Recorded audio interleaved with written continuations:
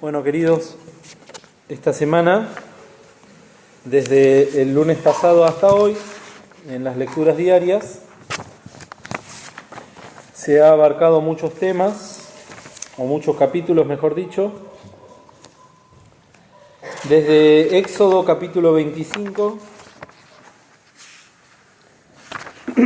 hasta Éxodo 40. Hay algunos que se los saltearon porque se van a tratar la semana que viene.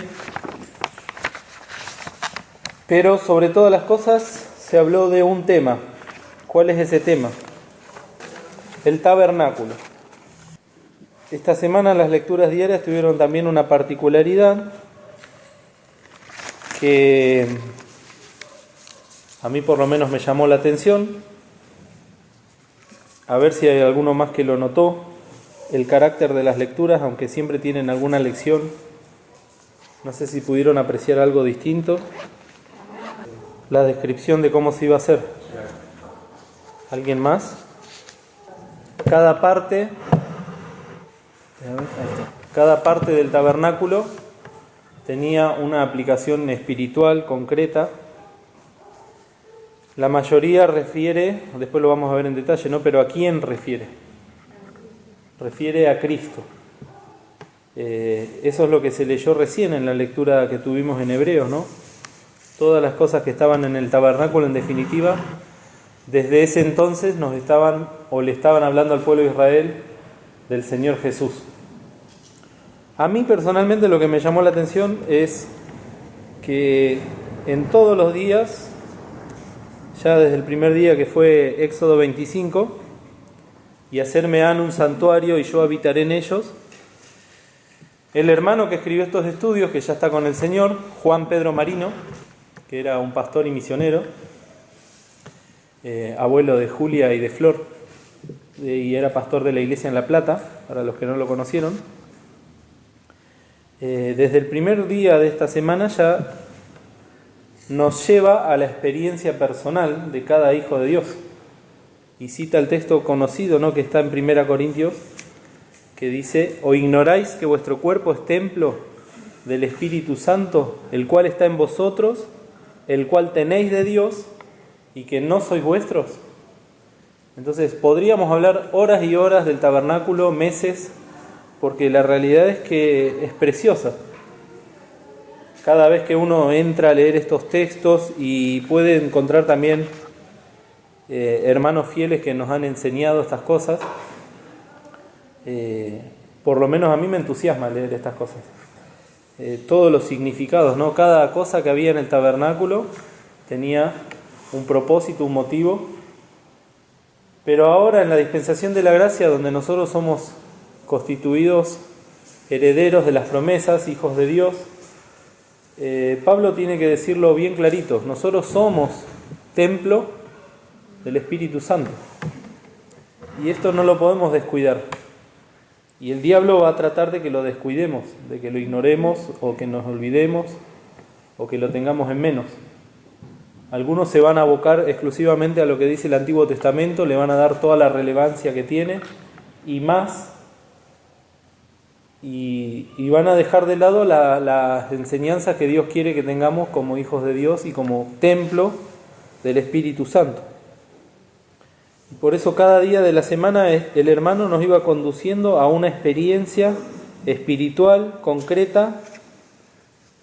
Ya el primer día, a la última frase, dice: la exhortación divina para este día es esta: Dios quiere tener un santuario en nosotros. ¿Alguno se acuerda cómo sigue esa frase? ¿O lo anotó? Yo iba en el auto escuchando y me llamó mucho la atención, después fui a leerla. Dios quiere tener un santuario en nosotros, no una cárcel. Qué fuerte que es eso, ¿no? Porque somos morada del Espíritu Santo. El Espíritu Santo está en nosotros. Pero podemos hacerle mucho mal al Espíritu Santo, o en la medida en que nosotros nos usamos nuestro cuerpo como templo. Pablo después dice, ¿no?, que no tenemos que entristecer al Espíritu Santo. Entonces ya desde el primer día, como les decía, ¿no?, podemos saber muchos detalles de las medidas, de los elementos que se usaron, pero Lo que el hermano buscaba transmitir a través de todas estas lecturas y de la lección del día de hoy son experiencias muy personales, ¿no? ¿Algo más?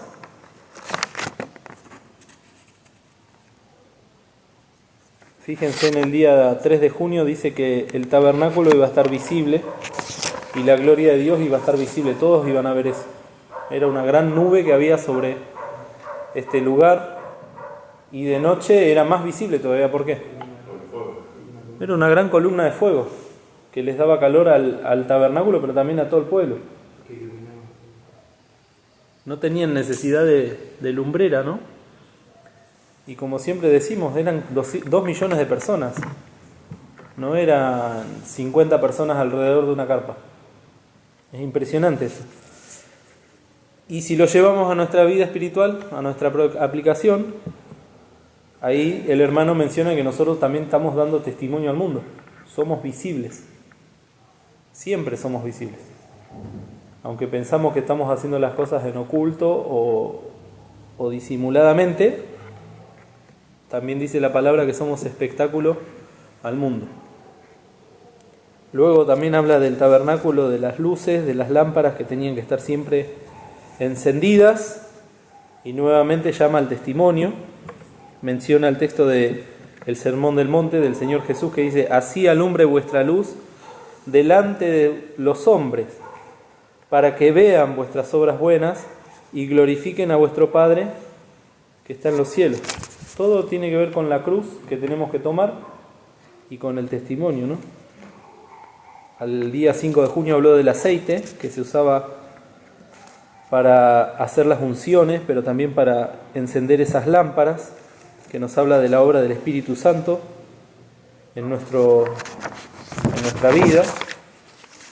Y en el día de hoy el texto que se leyó, ¿no?, de Hebreos 9, más estando ya presente Cristo, y todas estas cosas que lo que dice el hermano en el día de hoy en la lectura es: Dios lo dejó todo preparado, recién lo mencionaba él, ¿no?, todo ordenado. No tenía que haber nada librado a la imaginación de los hombres. Dios estableció cómo tenía que ser todo, ellos lo hicieron así y era perfecto el tabernáculo. Para los ojos de los pueblos del mundo era una carpa de cuero. Eso veía la gente. Pensemos que en esa época ya estaban los templos de los griegos, de Egipto estaban las pirámides, los grandes templos de mármol o de piedra caliza o de lo que sea, ¿no? Y el pueblo de Israel tenía una carpa con cueros de carnero y con pieles de cabra.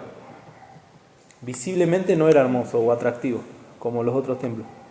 Pero ahí es donde entra la gloria de Dios, porque permitía él estar en ese lugar. Era la gloria de Dios que estaba en ese lugar y no estaba en otro. No estaba en las pirámides y no estaba en los templos de los griegos ni de nadie más. Estaba en ese lugar. Y el hermano dice, ¿no?, en la lectura de este día, que así también es la iglesia de Cristo. Todo tiene su orden, todo tiene su lugar, todo tiene su función.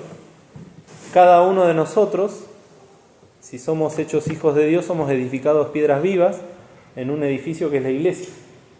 Y cada uno tiene importancia, ninguno puede decir que es más importante que otro, o como dice ahí en Romanos, ninguno puede decir que no es necesario. Pablo usa 2 ejemplos, ¿no?, el del edificio para hablar de la iglesia, y ¿cuál más? El del cuerpo humano. Y es muy clarito cuando dice, ¿no?, la mano no puede decirle al pie no me sos necesario, o el pie no puede decirle al ojo no te necesito. Cada uno fue puesto en el cuerpo de Cristo por gracia, y ahí tiene que ver qué función cumple. Primero hay que saber eso, ¿no?, qué función tenemos en el cuerpo de Cristo, y luego ejercerla, porque una cosa es saberlo y otra cosa es hacerlo. Entonces, por eso les digo, son preciosas las enseñanzas que nos han dejado nuestros enseñadores. En otras iglesias no se da tanto énfasis a esto como lo tenemos nosotros, y tenemos que darle gracias a Dios de que así sea, ¿no? Me han dicho, no, vos tenés que leer a tal y tal escritor que habla de esto. Y yo sé que ese tal escritor escribió cosas buenas, pero también cosas muy malas, cosas que ni siquiera son bíblicas. Y tenemos estos estudios, estas lecturas que las escribieron hermanos fieles y muchas veces las tenemos en poco, o no le damos la importancia que se merecen. Entonces también eso es parte de una exhortación del Señor para con nosotros, para poder apreciar lo que nos dieron sin merecerlo, porque no somos mejores que nadie, pero sí que sabemos que las recibimos del Señor. Hoy vamos a hablar entonces del tabernáculo. ¿Alguno sabe qué significa tabernáculo propiamente dicho? Yo lo tuve que buscar en el diccionario. La palabra tabernáculo, cuando aparece en la Biblia, está escrita en hebreo y se escribe Mishkan, y significa morada o lugar de residencia. Era el lugar justamente donde Dios iba a morar en medio del pueblo de Israel. Y ellos usaban esa palabra para referirse a las chozas, por ejemplo, de los pastores. Ellos cuidaban las ovejas en el campo y no se armaban una casa de ladrillos y de material, armaban pequeñas carpitas o chozas básicas, y ahí es donde dormían los pastores de las ovejas, por ejemplo. Y también eran lugares donde hacían guaridas de los animales, que es lo que nosotros conocemos hoy en día como establos, pero eran muy rudimentarios, ¿no? Muy poca gente he visto que le haya hecho a un animal una casa más lujosa que la de la misma persona. Y en ese lugar Dios iba a morar, o Dios iba a habitar. Eso quiere decir tabernáculo.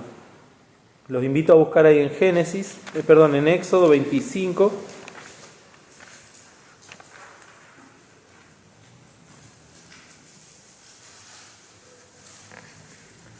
El versículo 9, el 8 y el 9.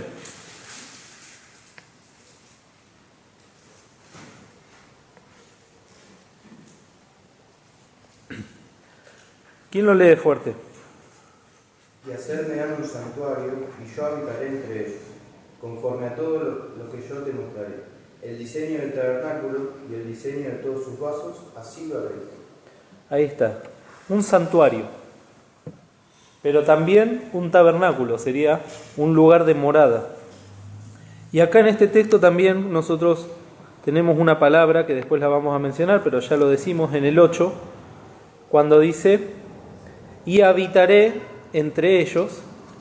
Esa es una palabra también que se usa mucho, o se la conoce directamente en hebreo, que es la Shekinah o la Shekinah, que es la gloria de Dios. Esa gloria de Dios que estaba en medio del pueblo. Nosotros usamos la palabra habitaré, porque es la que conocemos, pero en hebreo es eso, ¿no? Shekinah o Shekinah. Y acá Dios estaba definiendo ese lugar, ¿no? Voy a morar en medio de ellos, voy a habitar en medio de ellos. Y esto es muy precioso porque ya nos está hablando de quién. Siempre vamos a ir a lo mismo. Del Señor Jesucristo. Cuando Dios anunció en Isaías, fíjense cómo se iba a llamar el Señor Jesucristo entre tantos nombres que tiene. Después va a haber un estudio exclusivamente de esto, de los nombres del Señor. Pero vamos a Isaías, capítulo 7.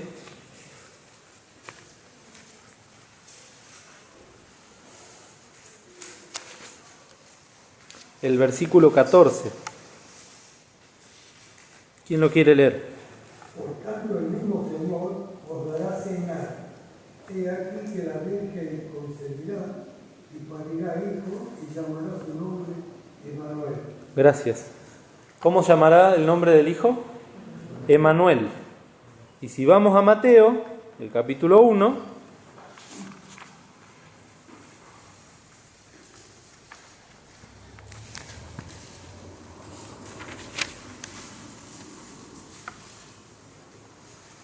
Mateo capítulo 1, el apóstol Mateo cita lo que acabamos de leer de Isaías en el versículo 23 y dice: he aquí la Virgen concebirá y parirá un hijo y llamarás su nombre Emmanuel. Y acá viene la revelación para nosotros, que declarado es, ¿qué? Con nosotros Dios. Esa gloria que estaba en el medio del campo, que habitó sobre el tabernáculo, ahora vino a habitar entre nosotros. Esto es precioso, por eso el tabernáculo nos habla de Cristo. Y un día el Señor vino a morar entre nosotros. Juan, en la epístola de Juan, también lo dice muy clarito en el capítulo 1.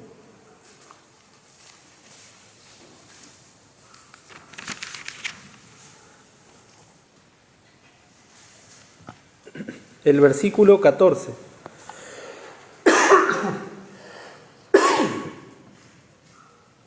¿Quién lo lee? 1:14. Y aquel verbo fue hecho carne y habitó entre nosotros, y vimos su gloria, gloria como del unigénito del Padre, lleno de gracia y de verdad. Díganme si acá no están contenida la palabra tabernáculo y gloria, que es lo que acabamos de estar viendo, ¿no? El verbo, el Señor Jesús, el verbo eterno, ahora habitó entre nosotros y vimos su gloria, gloria como del unigénito del Padre, lleno de gracia y de verdad. Y no solo que habitó entre ellos, sino que después Juan, esto se los leo yo en la primera epístola, capítulo 1:1, dice lo que era desde el principio, lo que hemos oído. Ellos ya habían oído del tabernáculo, habían oído de la gloria de Dios, habían oído de la nube, del fuego, pero ahora dice lo que hemos visto con nuestros ojos, lo que hemos mirado y palparon nuestras manos tocante al verbo de vida, porque la vida fue manifestada y vimos y testificamos y os anunciamos aquella vida eterna, la cual estaba con el Padre y nos ha aparecido.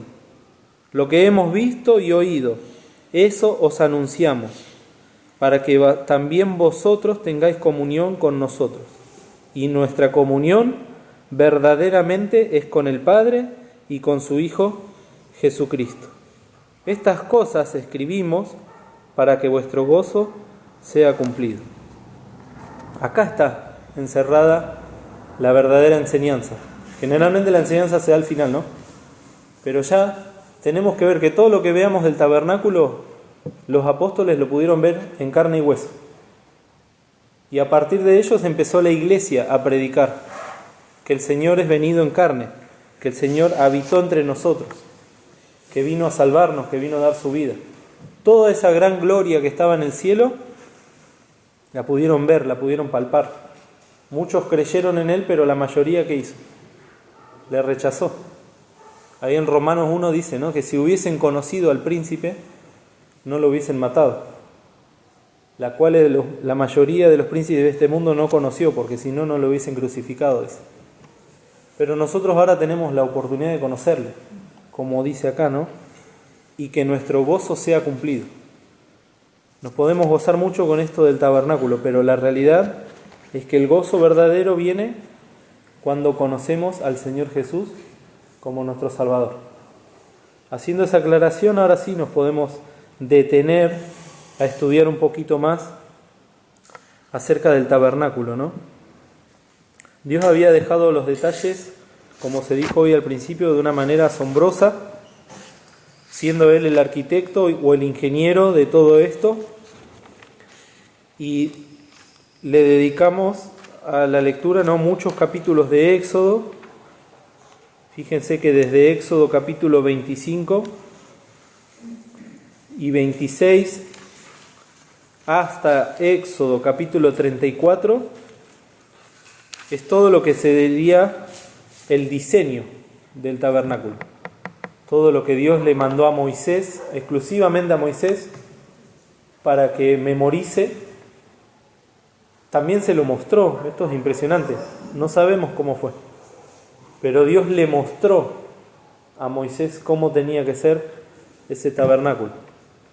Después Pablo en Hebreos nos dice que lo que vio Moisés fue un bosquejo, un modelo. Es como cuando nosotros vemos un terreno vacío Y en la mayoría de las empresas de construcción, ¿qué nos hacen? Nos hacen el dibujo de lo que después va a haber ahí, ¿no? Un edificio, hacen las plantitas, los jardines. A veces cuando vamos a una obra que va a ser mucho más grande, nos hacen una maqueta. Entonces podemos ver la maqueta de cómo va a ser el nuevo edificio, por ejemplo, de la nueva escuela o del nuevo ministerio, de lo que sea. Lo vimos eso, lo conocemos. Bueno, a Moisés le fue mostrado eso, una maqueta, una imagen de lo que todavía no existía en la tierra, pero donde sí existía. ¿Dónde estaba eso? En el cielo. Vamos a Hebreos. Esto es algo que a veces se nos pasa de largo.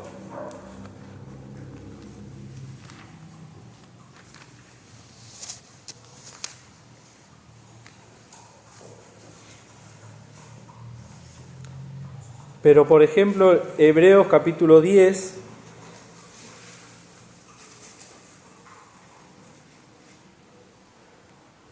dice, porque la ley, teniendo la sombra de los bienes venideros, no la imagen misma de las cosas. Esto es lo que estuvimos viendo la semana pasada acerca de la ley, ¿no? Después, creo que está en el capítulo 8, no lo busqué ahora. 800. Gracias, sí. Fíjense, 8.5 nos dice, los cuales sirven de bosquejo y de sombra, ¿de qué cosas? De las cosas celestiales, o sea, las cosas que están en el cielo. Dios a Moisés le mostró el tabernáculo y le mostró todas las cosas que contienen, que ahora están en el cielo. Y le dijo, mira, dice, haz todas las cosas conforme al dechado, que quiere decir al ejemplo, que te ha sido mostrado en el monte. Y después habla del mejor pacto, ¿no? La dispensación que nosotros ahora tenemos. Fíjense cómo empieza el 9. El capítulo 9 dice, tenía empero también el primer pacto reglamentos de culto y santuario mundano, quiere decir que estaba en el mundo. El tabernáculo fue hecho y va describiendo, ¿no? Estaban las lámparas, la mesa, los panes y toda esta descripción que hace Pablo. Pero después en el versículo 7 dice, mas en el segundo, o sea en el lugar santísimo, solo el pontífice podía entrar una vez a qué, una vez al año. Sigue hablando de todas las cosas que pasaban en la época de Moisés. Miren cómo lo resume en el 10. Consistiendo solo en viandas y bebidas y en diversos lavamientos y en ordenanzas acerca de la carne impuestas hasta el tiempo de la corrección. Esto lo leímos hoy, ¿no? Mas estando ya presente Cristo, Él es pontífice o sumo sacerdote de los bienes que habían de venir, por el más amplio y más perfecto tabernáculo, esta vez no hecho de manos, no era de oro, ni de madera, ni de plata, es a saber, no de esta creación, y no por sangre de machos cabríos ni de becerros.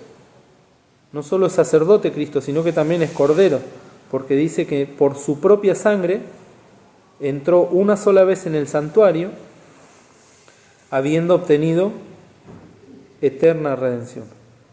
¿A qué santuario entró Cristo con la sangre? En la cruz dio su sangre, pero después hay un momento donde el Señor entró con su sangre en el santuario, en el cielo. ¿En qué momento fue? Cronológicamente hablando. Dice que su cuerpo yacía en el sepulcro, pero Él estaba entrando en el cielo con su sangre. ¿Podés ir a ver?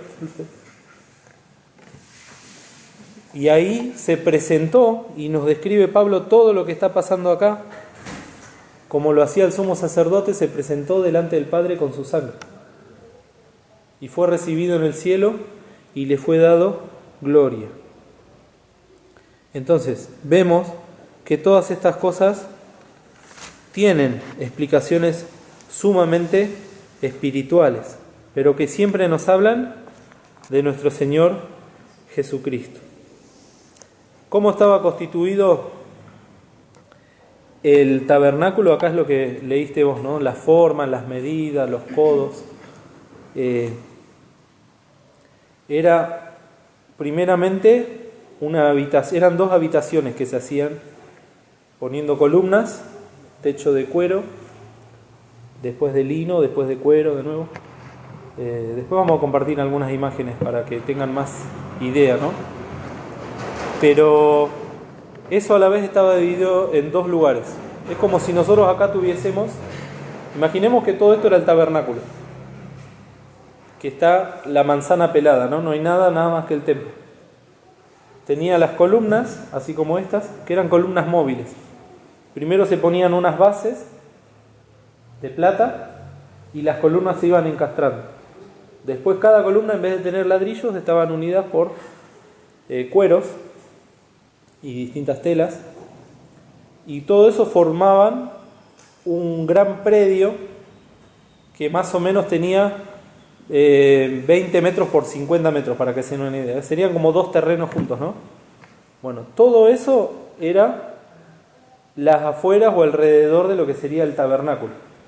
Dentro del tabernáculo había un pequeño templo, también hecho de la misma manera, con las basas, con las columnas, con los distintos cueros, las cortinas de lino, y había un pequeño templo al que ya no podía entrar la gente. El lado exterior se llamaba el atrio, que es como nosotros le diríamos al patio o al fondo de la casa, ¿no? A veces alguno construye la casa en el medio del terreno, ¿no? Si tiene un terreno grande, puede construir la casa en el medio y todo lo demás, eso es el atrio. En el atrio sí podía entrar la gente a ofrecer sacrificios, pero después, en lo que era propiamente dicho el tabernáculo, había un lugar que se llamaba el lugar santo y después el lugar santísimo. El lugar santísimo era la mitad del lugar santo, era más chiquito. Es como si tengamos, por ejemplo, este lugar cerrado con una cortina, se pasaba al lugar santo.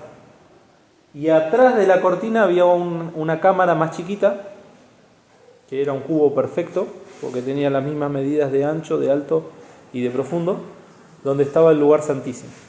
Esos eran los 3 lugares que conformaban el santuario, ¿no? El tabernáculo. El lugar santísimo era el lugar más importante y fue el primero que Dios mandó a construir.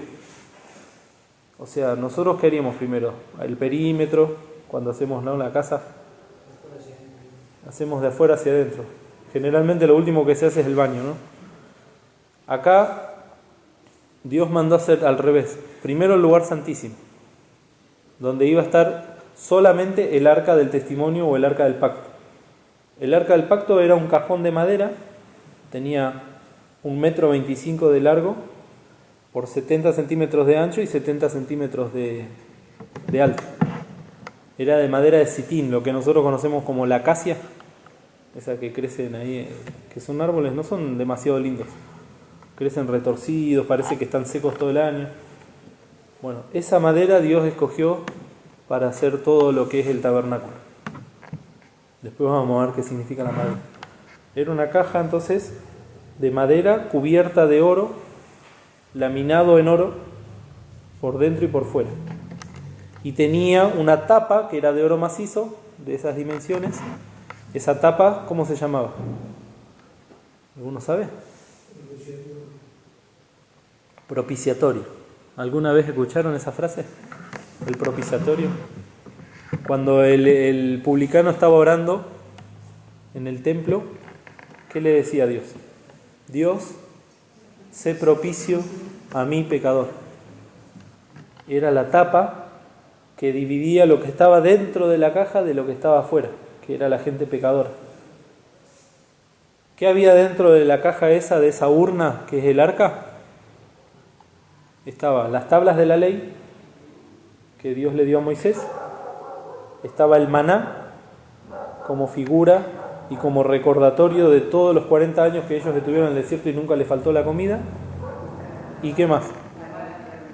La vara de Aarón que estaba seca y reverdeció. Bueno, cada una de esas cosas tiene figuras importantísimas y todas refieren a Cristo. En especial cuando mencionamos lo de la madera. Era una caja de madera cubierta de oro. La madera nos habla de Cristo hombre, de carne y hueso, que habitó entre nosotros y vimos su gloria. Y justamente el oro que cubría esa madera es la santidad de Cristo, la divinidad de Cristo. Verdadero Dios y verdadero hombre. Y así todo lo que vamos viendo en el tabernáculo, cada vez que vemos o escuchamos o leemos que tenía oro, nos está hablando de la divinidad del Señor. Y es llamativo que este lugar, que era el lugar santísimo, estaba perfectamente cerrado y oscuro. Hoy le decía a Ana, esa sí que era una blackout. Viste que nosotros ahora nos esforzamos por oscurecer los ambientes, ¿no? Bueno, ahí no había nada de luz. Pero la gloria de Jehová que estaba sobre el arca y sobre los querubines. La tapa de oro tenía 2 querubines, 2 ángeles. Que son los ángeles que ahora están en el cielo día y noche alabando a Dios. Que tienen 6 alas, ¿no? Con 2 alas se cubren los rostros. Con 2 alas se cubren los pies y el cuerpo. Y con las otras 2 vuelan. Y están delante de la gloria de Dios.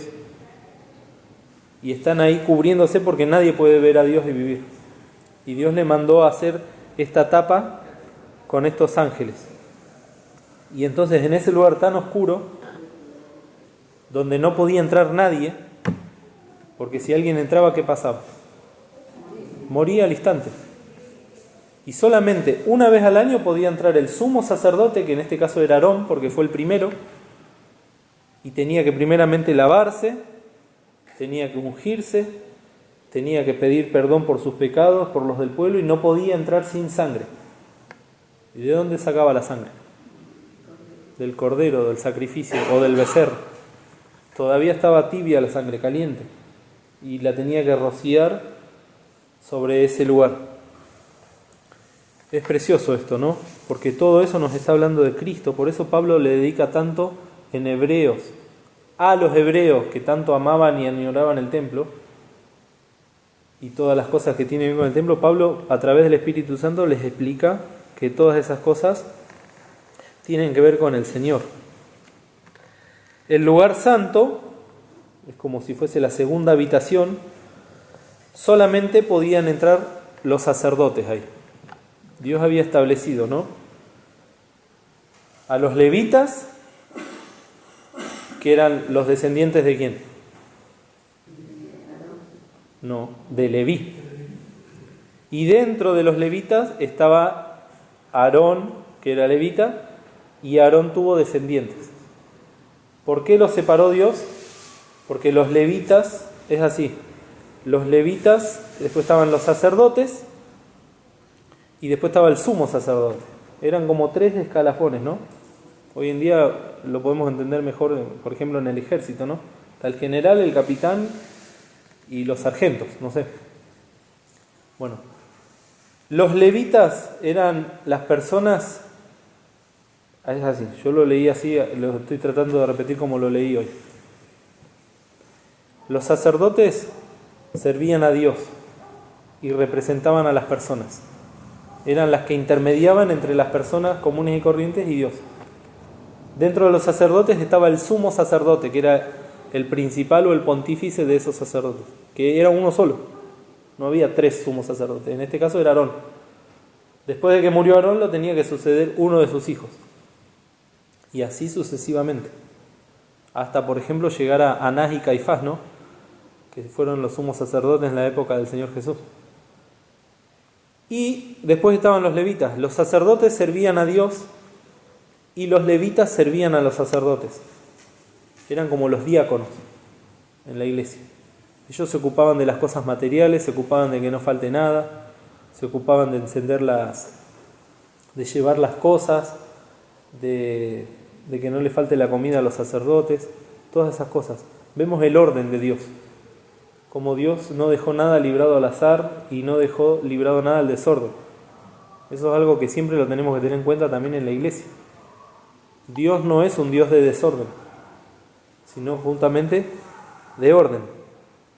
Entonces, al lugar santo solamente podían entrar los sacerdotes y había 3 cosas en el lugar santo. El altar del incienso, que era, para que se den una idea, también una caja parecida a esta, pero era como 2 cubos, uno arriba de otro, para que se den una idea.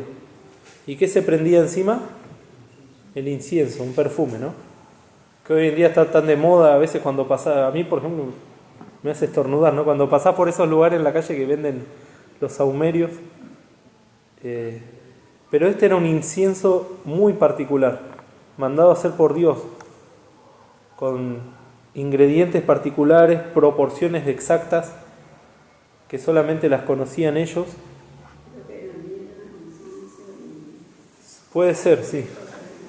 Las tenía que hacer una persona que era perfumista, que era guiada por el Espíritu Santo para hacerlo. Todas estas cosas que estamos viendo acá también, el Espíritu Santo entró en esas personas y ellos fueron guiados por el Espíritu Santo para hacerlo. No nos olvidemos que eran un pueblo de esclavos, el pueblo de Israel cuando estaba en Egipto, que lo único que hacían en Egipto era ladrillos y a fuerza de látigo al último tiempo. Y ahora de golpe estaban haciendo todas estas cosas artesanales perfectas porque los guiaba el Señor. Ese era el perfume que tenía que encender el sacerdote 2 veces al día, a la mañana y a la noche. El perfume nos habla de las oraciones, ¿no? También de la presencia del Señor en ese lugar. El Señor recibe los perfumes porque Dios ve las cosas espirituales como si fuese un olor, para que las podamos entender. Cuando nosotros estamos dando mal olor, ¿qué es lo que siente Dios? Sí, pero ¿qué? ¿Agrado o repugnancia? Bueno, para que lo podamos entender, todas estas cosas las hace gráficas Dios. Y cuando damos buen olor, lo toma con agrado.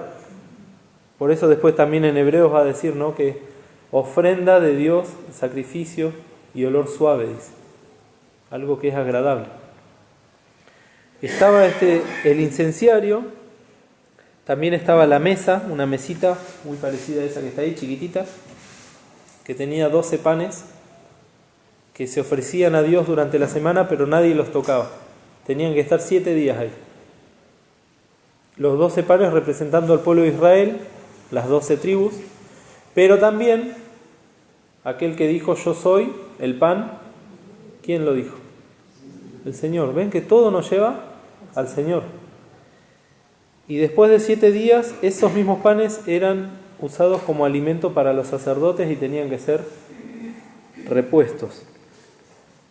Y también, algo que también lo vamos a ver en muchas iglesias, estaba el candelero de oro, ¿no?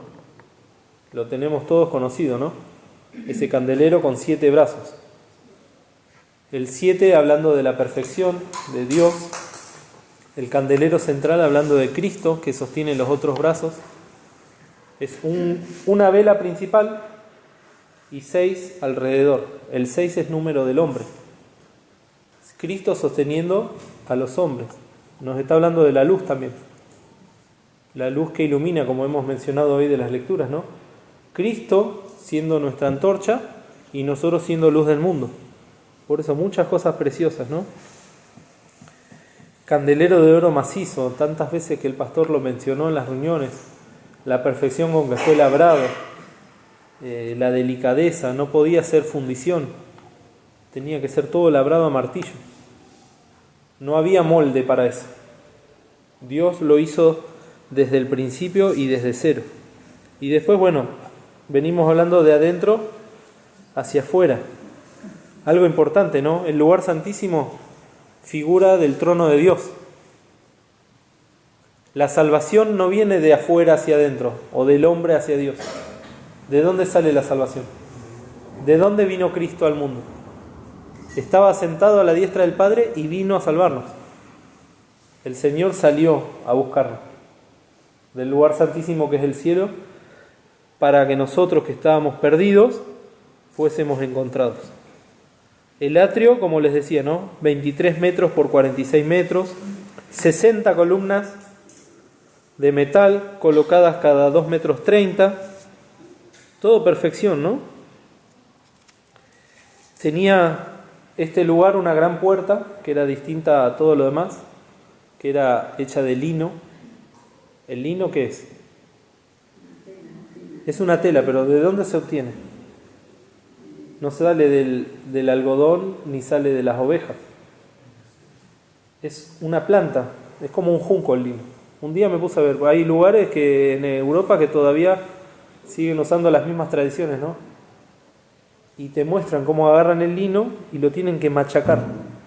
Lo machacan, no me acuerdo si era contra un palo o contra piedras, y lo machacan al junco ese y empieza a deshilacharse. Finito, finito, ¿no? Y con eso después lo empiezan a procesar y terminan haciendo telas. Que el lino era lo más valioso y lo más lujoso, por decirlo en términos de hoy en día, que podía haber, ¿no? La ropa de lino. Bueno, esa misma tela se usaba, por ejemplo, para la cortina central, que siempre tenía que estar apuntando al oriente. Nosotros ahora tenemos el oriente para allá, ¿no es cierto? El norte acá atrás, y el oriente es fácil porque tenemos el río. Entonces ya nos acordamos, donde está el río está el oriente. Bueno, siempre que ellos armaban el tabernáculo, porque también es algo que después vamos a ver, ¿no? Uy, son 11:20. Tenían que ir llevando el tabernáculo por todo el desierto. El Señor dice que se ponía con su nube, que era la gloria, y cuando la nube se levantaba y se movía, tenían que tocar las trompetas y todo el pueblo marchar siguiendo a la nube. Esto nos habla de Cristo, ¿no? También, y de cómo suenan las trompetas. ¿Y qué hace el pueblo de Dios cuando suena la trompeta? La final trompeta. Vamos a marchar ¿a dónde? Al cielo. Estamos esperando ese día. Ahora el Señor está, a través del Espíritu Santo, morando en este mundo, a través de nosotros. Un día vamos a escuchar esa trompeta donde nos va a llamar para que marchemos. Y por eso estaban todos preparados. Y estaba todo debidamente ordenado para que esto así ocurra. ¿Qué pasaba en ese patio? Estaba la puerta mirando hacia el oriente y lo primero que hacía una persona cuando entraba al atrio era encontrarse con el altar del sacrificio. Era un gran cubo de bronce que adentro tenía lo que nosotros ahora entendemos como una parrilla. Abajo se ponía leña y arriba ¿qué se ponía? La víctima. No podía ser una persona, porque las personas son pecadoras. Todavía no había llegado Cristo, que era el hombre sin pecado. Entonces se ofrecía un animal en lugar del pecador. Un animal inocente, sin mancha. El cordero tenía que ser así. Pero después Dios instituyó que podía ser un becerro, o podía ser una cabra, o podía ser una oveja. Para distintas cosas había sacrificios, ¿no? Eso también llevaría mucho tiempo de explicar. Pero en ese lugar lo primero que se hacía era degollar a la víctima, extraer su sangre. Con esa sangre entraba el sumo sacerdote al lugar santísimo y hacía la expiación por los pecados. Tenía que rociar, literalmente tenía que rociar la sangre en los lugares donde Dios le había mandado. Y una vez que era hecho el sacrificio y el animal ya estaba muerto, se encendía el altar del holocausto y se prendía fuego ese animal. Eso habla todo de la obra de la cruz, donde nosotros fuimos redimidos. El Señor en la cruz derribó al diablo, pero para ello primero tuvo que morir, tuvo que derramar su sangre, y cuando dijo consumado es, cuando acabó nuestra salvación allí en la cruz, eso también nos está hablando del fuego, porque ya lo vimos el otro día en la Pascua, no podía quedar nada, tenía que ser completamente consumado en el fuego. Eso representa el altar de Jehová. Miren, el hermano puso esto que me gustó mucho. Dice, cuando es colocado bajo el fuego de la justicia divina, eso también representa el fuego, la justicia de Dios, el pecado es reducido a cenizas. Ayer veíamos con los chicos en los preadolescentes, 1 Juan, que dice, para esto apareció el Hijo de Dios, para deshacer las obras del diablo. Y eso es lo que representaba ese altar. Después el pueblo lo empezó a tergiversar y a cambiar, ¿no? Pero siempre tenía que ver con eso. También en ese lugar, en el atrio, había una fuente, como si fuese una gran palangana de bronce, que estaba con agua. Y ahí tenían que ir los sacerdotes, no podían hacer nada sin primeramente que limpiarse, lavarse. Se lavaban las manos, la cara, los pies. Recién ahí podían servir a Dios. Eso nos habla de la santificación, ¿no? Dios no nos recibe a nosotros y no aprueba nuestros servicios si primeramente no estamos lavados. Y para eso necesitamos tener una comunión muy grande con el Señor y sobre todo mucha humildad. El Señor le dijo a los apóstoles ahí en San Juan capítulo 15, ya vosotros sois limpios por la palabra que habéis oído. El Señor nos mandó su palabra para ser limpios y nos mandó también la sangre de Cristo para que si alguno hubiere pecado pueda confesar sus pecados al Señor. Abogado tenemos en Cristo. Yo les diría que hermanos que vuelvan a leer estas cosas. Sé que cuesta tener tiempo, pero van a tener muchas más bendiciones que las que podemos nosotros ahora nombrar en 50 minutos, ¿no? Este lugar santísimo es el lugar entonces donde Cristo ahora está sentado a la diestra del Padre, donde ahora está intercediendo por nosotros. Por eso, como decía recién Elena, abogado tenemos en Cristo. En Hebreos dice más de una vez que una sola vez tuvo que Él morir por nosotros en la cruz y ya no hace falta que muera más. Nosotros tampoco tenemos que hacer nada para ser salvos ni para congraciarnos en el Señor. Solamente tenemos que sujetarnos. ¿Cómo? Hebreos, léelo fuerte. Porque tal pontífice nos convenía, santo, inocente, limpio, apartado de los pecadores y hecho más sublime que los cielos, que no tiene necesidad cada día, como vosotros sacerdotes, de ofrecer primero sacrificios por sus pecados y luego por los del pueblo, porque esto lo hizo una sola vez ofreciéndose a sí mismo. ¿Vieron cómo el Señor dejó pasar todos estos años? Moisés vivió más o menos en el 1500 a.C. Después hubo periodos donde no tuvieron posibilidades de hacer esto, ¿no? Hubo una época donde los filisteos se robaron el arca, por ejemplo, y la tenían en su templo. Después hubo un periodo donde Salomón hizo el templo y después vinieron los de Babilonia y lo derribaron. Y después con Nehemías lo tuvieron que reconstruir. Y después en la época de Herodes, del Señor Jesús, volvieron a hacerlo, más grande, más lindo. Pero después todas esas cosas dejaron de tener sentido, no que no fueran importantes, pero estando ya presente Cristo, ya todos esos rituales y todas esas cosas físicas no tienen sentido. Alguno que puede... Hay muchos cristianos que se llaman judaizantes. ¿Por qué? Porque le dan más atención a las cosas del Antiguo Testamento y a esos ritos que a lo que Cristo hizo, a lo que Cristo es, pero también a lo que Cristo desea de nosotros. Se olvidan que nosotros somos templo del Espíritu Santo. Miren, vamos a leerlo para que ya nos quede 1 Corintios 3:16.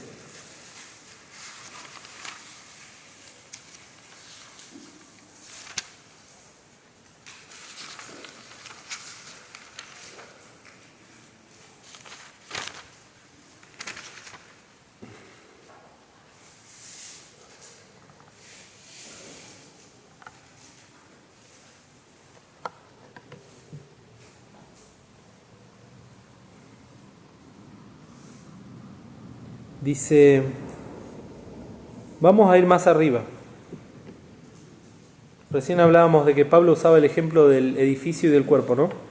Fíjense desde el 10.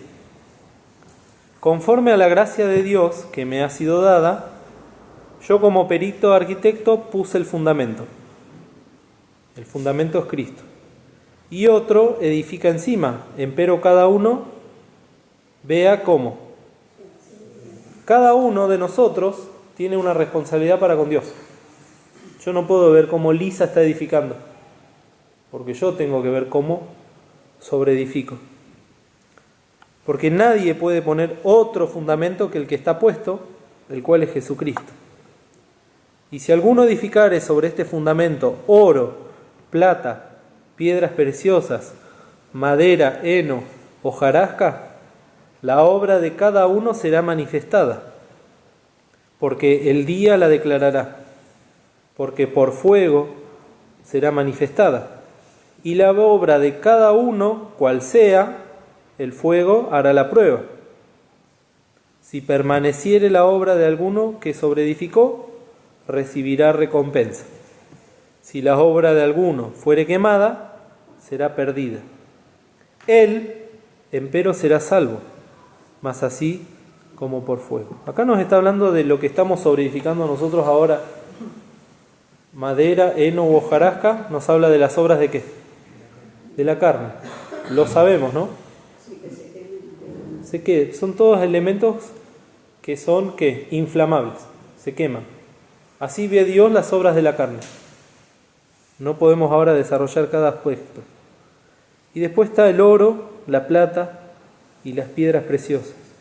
Ahí nos hablan de la obra que nosotros hacemos guiándonos y siendo guiados por el Señor. El oro nos habla de la santidad, la plata de la palabra y las piedras preciosas del adorno que nosotros damos a través del Espíritu Santo.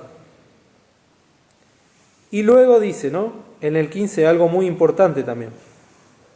¿Se pierden nuestras obras hechas en la carne? Sí, van a ser quemadas. ¿Cuándo? En el tribunal galardonador. ¿Dónde? En el cielo. Por eso dice, el día hará la prueba, ese día. Esas obras se van a perder, a Dios no le sirven, no van a quedar. Esto es importante. Él, el que obró carnalmente siendo un hijo de Dios, ¿qué dice? Será salvo. Esto es para los que todavía entienden o creen que la salvación se puede llegar a perder. La palabra de Dios es muy clara. Nosotros vamos a ser salvos porque Cristo obró la salvación. Luego sí tenemos que sobreedificar sobre ese fundamento, pero decir que perdimos la salvación es decir que el fundamento fue movido. Y Cristo no puede ser movido porque Él es la roca eterna de los siglos. Y ahí Pablo nos hace una pregunta a cada uno de nosotros. ¿No sabéis que sois templo de Dios y que el Espíritu de Dios mora en vosotros? Si alguno violare el templo de Dios, Dios destruirá al tal. Porque el templo de Dios, el cual sois vosotros, santo es. Nadie se engaña a sí mismo. Vamos a quedarnos ahí. Cuánta importancia que le da Dios ahora a nuestro cuerpo, a nuestro templo. Eso es lo que ahora le corresponde a la Iglesia entender y vivir en la dispensación de la gracia. Por eso no podemos estar días y días estudiando lo que pasaba con Moisés, si después no podemos aplicar un poquito de lo que Dios quiere para nuestra vida y para nuestra enseñanza. Pablo dice también, todas estas cosas fueron escritas para nuestra enseñanza. Y después dice, para nuestra admonición, para que podamos aprender a través de ellas. Eso es lo que realmente el Señor quiere. Y ninguno va a poder vivir estas cosas, lamentablemente hay que decirlo, si no tiene al Espíritu Santo en el corazón. Van a ser puras teorías, puras cosas, puras fábulas, pero ahí en Romanos 8:9, lo leo yo, dice: así que los que están en la carne no pueden agradar a Dios. Mas vosotros no estáis en la carne, sino en el Espíritu. Romanos 8:9. si es que el Espíritu Santo mora en vosotros. Ahí está, como se dice, el quid de la cuestión. Ninguno va a poder agradar a Dios en la carne, eso ya lo sabemos. Pero ninguno va a poder agradar a Dios en el Espíritu si el Espíritu de Dios no mora en él.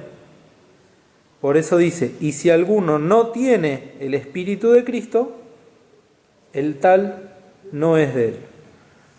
O sea, empezamos hablando de la salvación y terminamos hablando de la salvación. Es el primer paso, es excluyente para que después el Señor pueda obrar en nosotros estas cosas preciosas. Como les digo, si no tenemos al Espíritu Santo en el corazón, tenemos la oportunidad de tenerlo, creyendo en el Señor Jesús como nuestro Salvador, reconociéndonos pecadores y pidiéndoles que nos salve. El Señor nos bendiga, queridos hermanos.